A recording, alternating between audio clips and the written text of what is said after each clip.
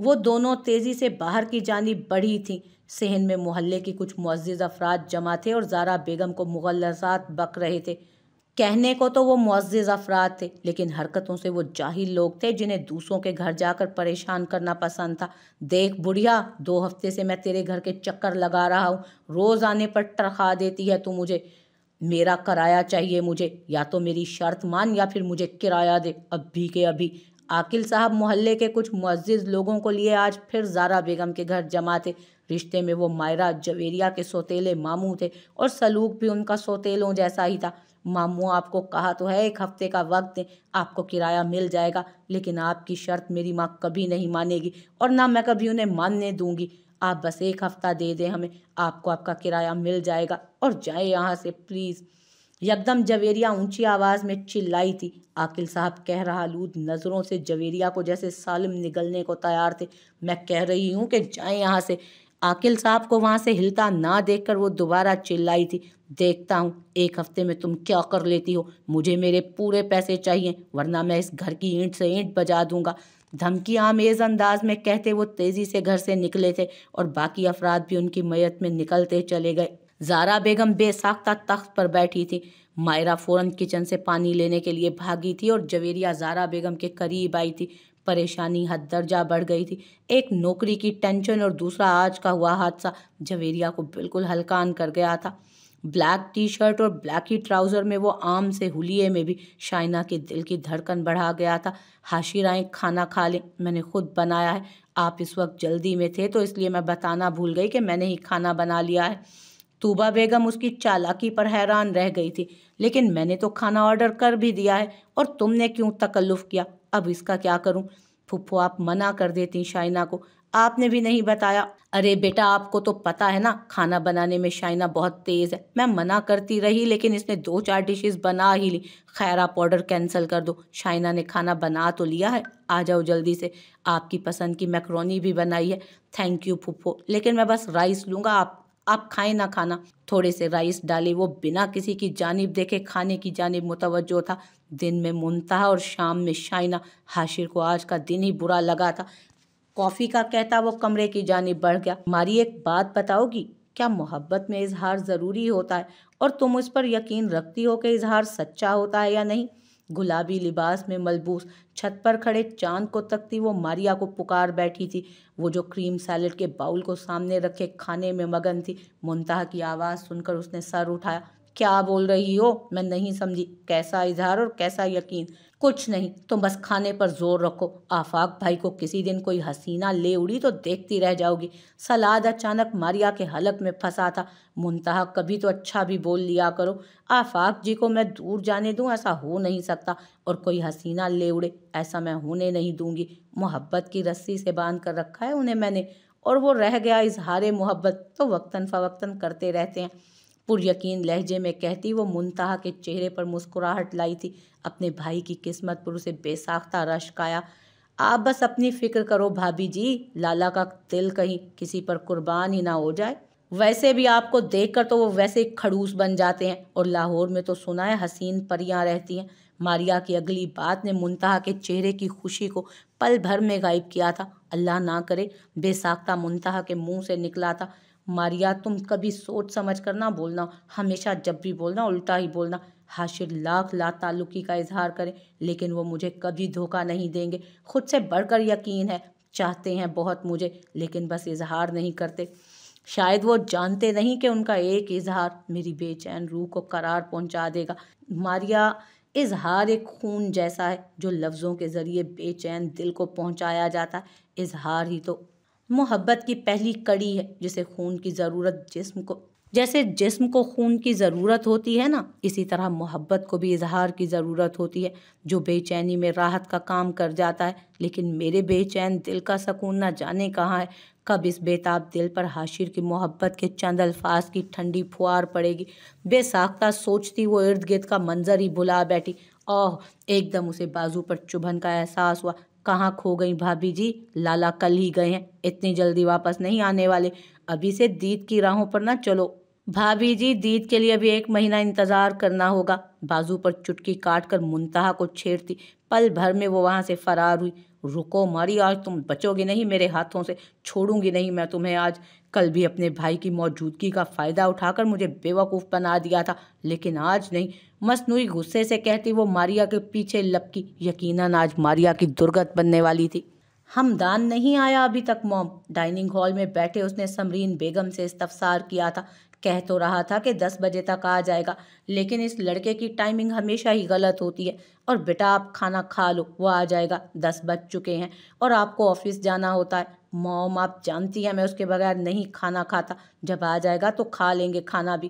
Plate ایک جانب کھسکائے وہ اپنی جگہ سے اٹھا جب پیچھے سے ہمدان کی آواز سنائی دی، بھائی آپ بلائیں اور میں نہ آؤں، ناممکن سی بات ہے، اور جانتا ہوں یہ آپ کا ڈنر ٹائم ہے اور میرے بغیر آپ کھانا نہیں کھاتے، تو میں کیسے آپ کے بغیر کھانا کھا لوں؟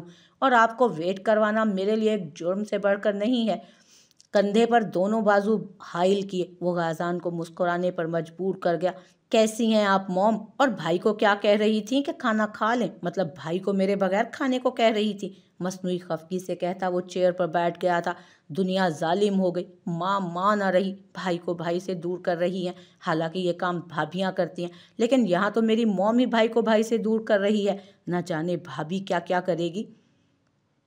بیٹھتے ہی اس نے دہائیاں دینا شروع کر دی، بس کر جاؤ، ابھی میری بہو آئی نہیں اور تم اس کے بارے میں پہلے ہی اپنے بھائی کو بھڑکا رہے ہو۔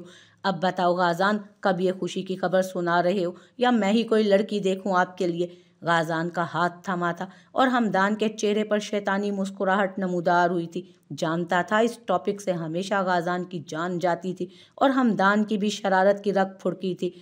موم ابھی شادی کا کوئی ارادہ نہیں، آپ ہمدان کی شادی کر دیں، بڑے بھیا پہلا حق آپ کا ہے، پہلے ہم بھابھی سے لاڈ اٹھوائیں گے پھر شادی کریں گے۔ فرضی کالر جھاڑتا وہ بولا، موم میں تو کہتا ہوں کوئی حسینہ لے ہی آئیں گھر میں، بھائی تو لگتا ہے ساری عمر انتظار میں لگائے رکھیں گے، آپ کو بھی اور ہونے والی بھابھی کو بھی۔ مجھے بھی یہی لگتا ہے، تم مجھے تنہا ہی رہنے دینا چاہتے ہو، آپ دونوں مجھے کھانا کھانے دیں گے یا نہیں بتائیں؟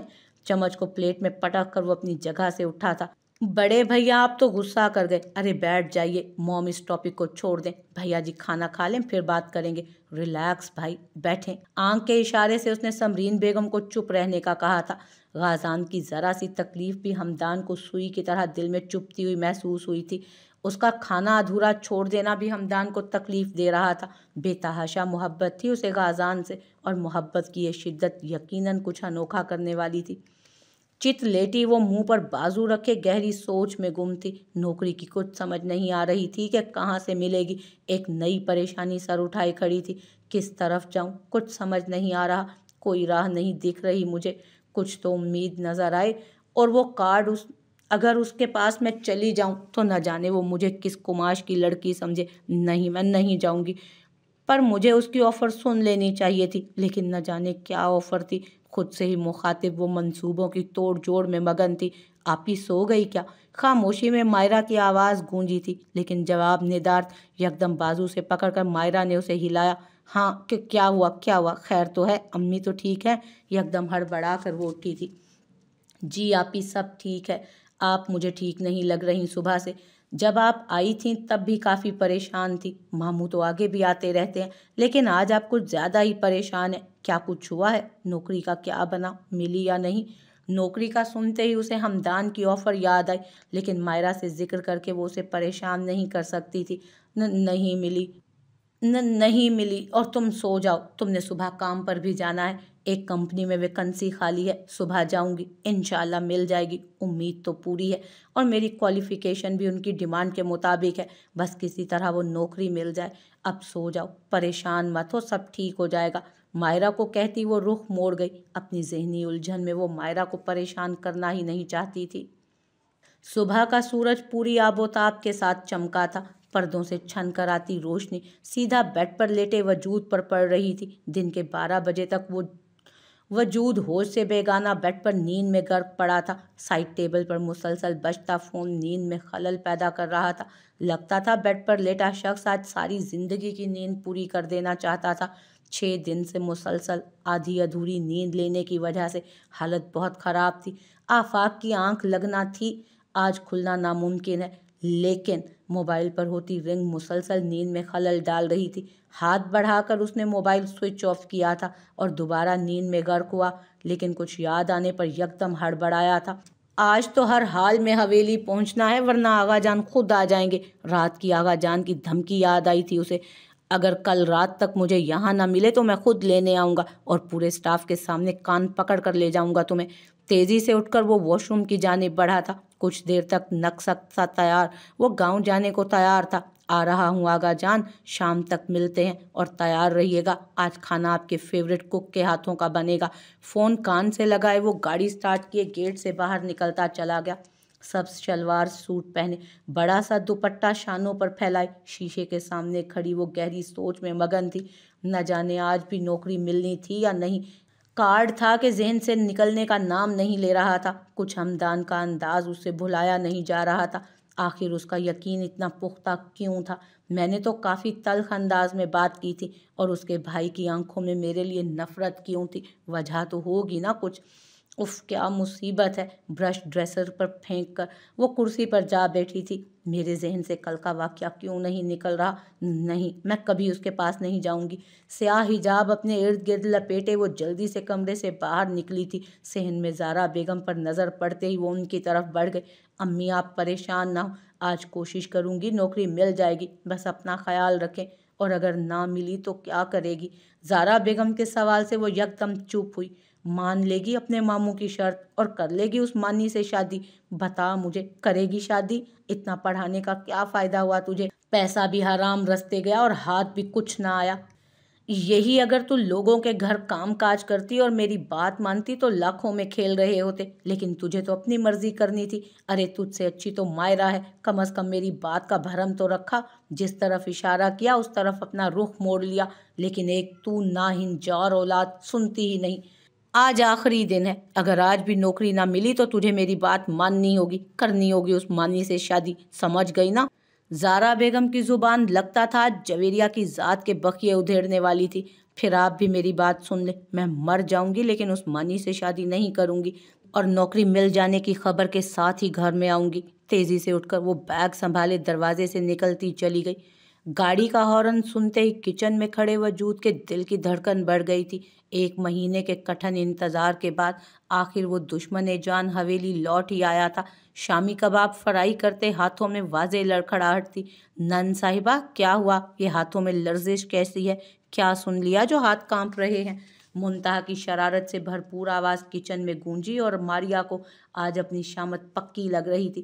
سیب کو دانتوں سے کترتی وہ شیلف کے ساتھ ٹیک لگا کر ماریا کی جانب متوجہ تھی۔ سنو نند صاحبہ، ایک بھی کباب جلنا نہیں چاہیے ورنہ بھائی صاحب کو شکایت لگاؤں گی اور خوب بے عزت کرواؤں گی۔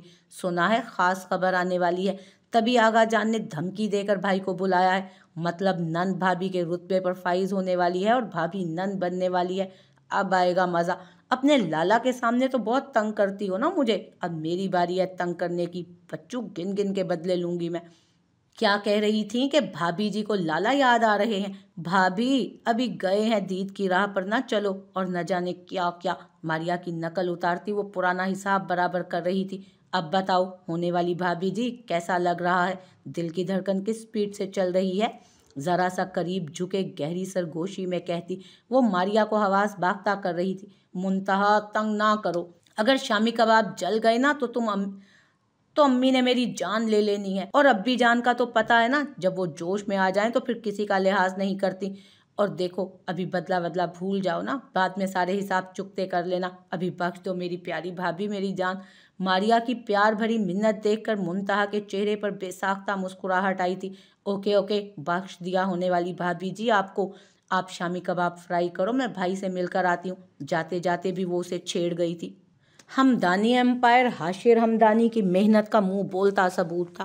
شیشے سے بنی اس عمارت کے سامنے کھڑی وہ آج پھر اپنی قسمت آزمانے چلی تھی۔ کل کے ہوئے واقعے کی وجہ سے دل ابھی تک پریشان تھا۔ اس سے پہلے کہ وہ اندر داخل ہوتی، ڈارک بلو شائن پینٹ کوٹ میں ملبوس شخص تیزی سے جویریہ کے پاس سے گزر کر اندر داخل ہوا۔ گارڈ نے تیزی سے دروازہ کھولا تھا۔ اس شخص کو دیکھتے ہی تمام سٹاف تیزی سے اپنی جگہ سے اٹھ کھڑا ہوا تھا۔ आंखों की जुम्बिश से वो सबको इशारा करता लिफ्ट की जानिब बढ़ा। जवेरिया को भी ऊपर ही जाना था, सो तेजी से वो भी लिफ्ट की जानिब आई थी। लिफ्ट में दाखिल होने के लिए उसने कदम आगे बढ़ाए थे जब लिफ्ट में पहले से मौजूद शख्स ने उसको हाथ के इशारे से रोका। मैडम, आप अंदर नहीं आ सकती, इस टाइम सिर्फ सर जाएंगे, आप वेट करें। जवेरिया के कदम थमे थे और हाशिर हमदानी की नज़र उठी थी और ऐसी उठी थी कि वापस झुक ही नहीं पाई थी। स्याह गॉगल्स के पीछे से झांकती आंखें एक मंजर पर टिक सी गई थी। कुछ स्याह गॉगल्स और कुछ जवेरिया का मुतवज्जो ना होना हाशिर को खूबसूरत मंजर देखने का मौका फराहम कर गया।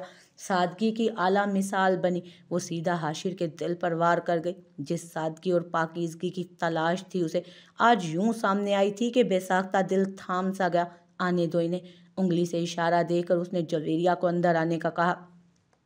तेजी से अंदर दाखिल होकर उसने गहरा सांस लिया और तशक्कुराना अंदाज में हाशिर की जानिब देखा। उसके हुलिये से वो जान गई थी कि वो यकीनन इस कंपनी का अहम रुकन है, लेकिन अभी उसकी सही हैसियत का तायुन नहीं हो पाया था। एक कोने में खड़े होकर उसने हाथ में मौजूद फाइल खोली और अपने डॉक्यूमेंट्स की तसल्ली की। हाशिर की नज़रें अब तक एक जगह ही टिकटिकी बांधे देख रही थी। अपनी मनकूहा पर एक नज़र ना डालने वाला आज एक गैर महरम को मीठी नज़रों से देख रहा था। नाक में मौजूद छोटी सी बाली हिजाब के हाले में लिपटा सफ़ेद चेहरा हाशिर को बहका रहा था। जवेरिया को अपने ऊपर नज़रों की तपिश का एहसास हुआ तो नज़रें फ़ौरन उठाकर उसने मुकाबिल को देखा और हैरत के शदीद झटका लगा था उसे। हाशिर उसी की जानिब मुतवज्जो था। जवेरिया की हथेलियां पसीने से भीगी हुई थीं और हाथों में लर्जिश वाज़े थी। उसका मासूमाना अंदाज हाशिर का दिल यकदम तेज़ी से धड़का गया था। इंटरव्यू के लिए आई हैं आप? लिफ्ट से बाहर देखते उसने गंभीर आवाज़ से जवेरिया से पूछा। जी क्या? उसके सवाल पर वो बौखलाई। मैंने पूछा है कि इंटरव्यू के लिए आई हैं आप? हाशिर ने दोबारा अपना सवाल दोहराया। जज्जी। सर को इस्बात में हिलाकर उसने हाशिर को जवाब दिया। सज्जाद, इनको मेरे कैबिन में भेज देना, इनका इंटरव्यू मैं खुद लूँगा। सज्जाद साहब को हैरत का शदीद झटका लगा था। लड़कियों पर एक से ज़्यादा नज़र ना डालने वाला शख्स आज एक लड़की को अपने रूम में बुला रहा था। सज्जाद साहब, आपने सुन लिया ना, इनको मेरे रूम में भेज देना। अपनी बेख्तियारी की उसे कुछ समझ नहीं आ रही थी। दिल ने बेसाख्ता उसके साथ की ख्वाहिश की थी और अपनी इस हालत पर वो खुद हैरान रह गया था। मज़ीद कुछ सोचते हुए उसने खुद पर काबू पाया। लिफ्ट से बाहर निकलकर कोट का बटन बंद करता वो अपने रूम की जानिब बढ़ गया था। उसके पीछे सज्जाद साहब बाहर निकले थे और तेजी से आगे बढ़कर हाशिर के कदम से कदम मिलाए थे। जवेरिया यकटुक सब कुछ भुलाए उसकी पुश्त देखती रह गई थी। रूम पर नॉक करके उसने अंदर आने की इजाज़त चाही थी। अंदर बैठा शख्स जैसे उसी दस्तक का मुंतज़िर था। फ़ौरन से बेशतर उसने यस कहा। धीमे कदम उठाती वो अंदर दाखिल हुई और कुर्सी के करीब खड़ी हुई। रिवॉल्विंग चेयर पर बैठे हाथ में पेन पकड़े उसने जवेरिया की जानिब देखा था।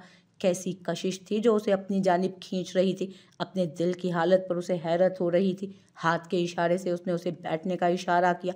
जवेरिया उसका इशारा जानकर कुर्सी पर बैठी थी। हाथ ही के इशारे से उसने फ़ाइल मांगी। जवेरिया ने उसके हाथ के इशारे को देखकर फ़ाइल उसकी जानिब बढ़ाई।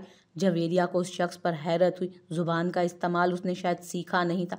सो मिस जवेरिया, फ़ाइल के वर्क उलटकर कुछ देर बाद वो गोया हुआ। कल से आप ज्वाइन कर लें, यह आपका ज्वाइनिंग लेटर है। आपकी क्वालिफ़िकेशन और एकेडमिक रिकॉर्ड दोनों बहुत अच्छे हैं, सो इसलिए आपको इस जॉब के लिए फ़ाइनल किया जाता है। इस एग्रीमेंट पर आपको साइन करना होगा। एग्रीमेंट का सुनकर उसको तशवीश हुई और भारी पलकें उठाकर उसने हाशिर की जानिब देखा। घबराइए नहीं, यह हमारी कंपनी का असूल है। आपको यहाँ कम से कम 1 साल जॉब करना होगी और अगर आप जॉब छोड़ना चाहें तो कम से कम 1 मंथ पहले बताना होगा और उसके बाद आपको जॉब छोड़ने की इजाज़त होगी। पर यह तो गलत है, धीमे से वो मिनमिनाई थी। मिस जवेरिया, उसूल कभी भी गलत नहीं होते। ये किसी वजह से बनाए जाते हैं और इनको फॉलो करने के लिए ही बनाया जाता है। होप सो कि आप समझ गई हों।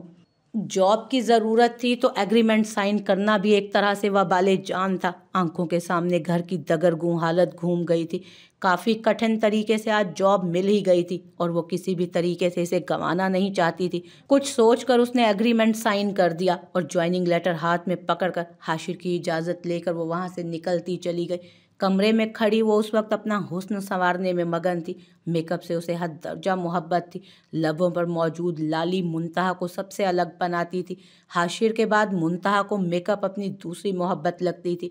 मुंतहा की जान अगर मेकअप में थी तो मारिया को खाने के अलावा कुछ नज़र नहीं आता था। کمرے میں داخل ہوتے ہی اس نے گوہر افشانی کی تھی۔ منتہا میک اپ کے علاوہ بھی تمہیں کچھ آتا ہے؟ جب دیکھو کچھ نہ کچھ لگاتی ہی رہتی ہو۔ ارے میک اپ سے باہر بھی ایک دنیا ہے۔ گھنے بالوں کی چٹیاں باندھے، کانوں میں جھمکے پہنے وہ ماریا کی فضول گوئیاں چہرے پر مسکراہٹ سجائے سن رہی تھی۔ ہاں ہوتی ہوگی دنیا، پر میری دنیا تو صرف 2 چیزوں میں ہی ہے، ایک میک اپ اور دوسرے تمہارے لالا۔ دھیمی مسکراہٹ کے سنگ اس نے کہا تھا۔ ماریا اس کے جواب پر بے ساختہ خاموش ہوئی اور اپنے بھائی کی قسمت پر رشک کیا۔